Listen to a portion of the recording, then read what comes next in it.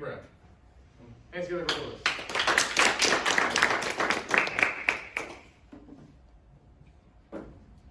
Members of Congress, psychedelics are on the forefront for possibly being a new applicable medicine. However, psychedelics have been shrouded with misconceptions and false ideologies throughout the ages. And because of that, you all need to be part of the change that will be occurring within our society's world of medicine. And so forth, I hope my investigation provides insight into the evaluation of psychedelics in the clinical field. Now, psychedelics have been heavily controversial and debated throughout history, taking on many different identities and personas. For many Americans, they are considered mind-numbing drugs, considered along the likes of cocaine and heroin. For others, they are seen as spiritual and medicinal tools. Both of these identities are narrative-based, one rooted in the cultural war on drugs, and other from a niche community of psychedelic users. However, psychedelics have not always been viewed in such a conflicting manner. Around the early 1950s, there was extensive clinical trials and research done proving and showing successful results for psychedelics as a form of therapy. It wasn't until 1971 where Congress's current members wrongly classified psychedelics as a Schedule I drug, deeming them not beneficial at all to Western society. Now, to re-begin our evaluation of psychedelics, let's start with its history. The usage of psychedelics can be traced all the way back to our ancestors of the savannas of Africa and many indigenous groups of people. Since the beginning of their usage, they were treated as a tool rather than an indulgence. Psychedelics were responsible for the foundation of many different cultures and many different religions.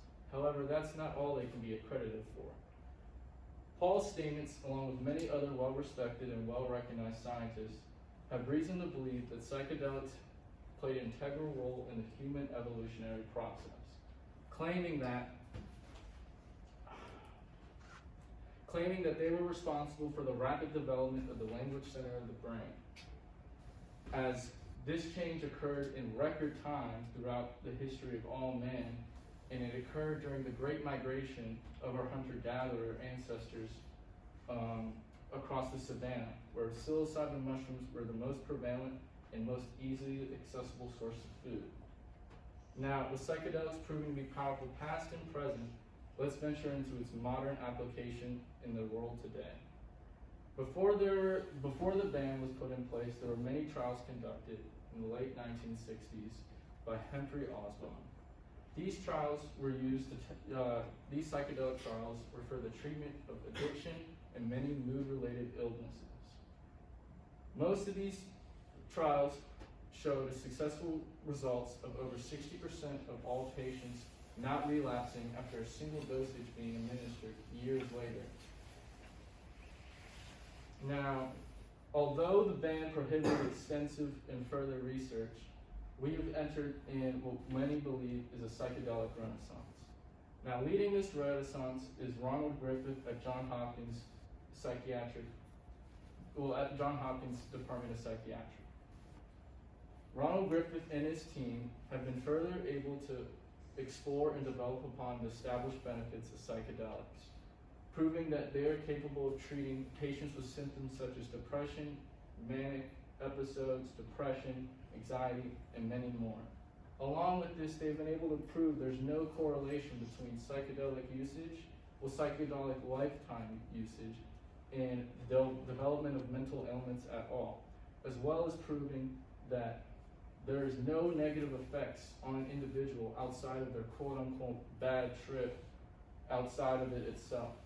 So, Congress, the future for psychedelics appears bright as discussion and awareness have only skyrocketed throughout the 21st century. Psychedelics have been proven to be beneficial to Western society and should be treated as such. So I hope my investigation on the topic throughout the ages has provided insight into the evaluation of how they should be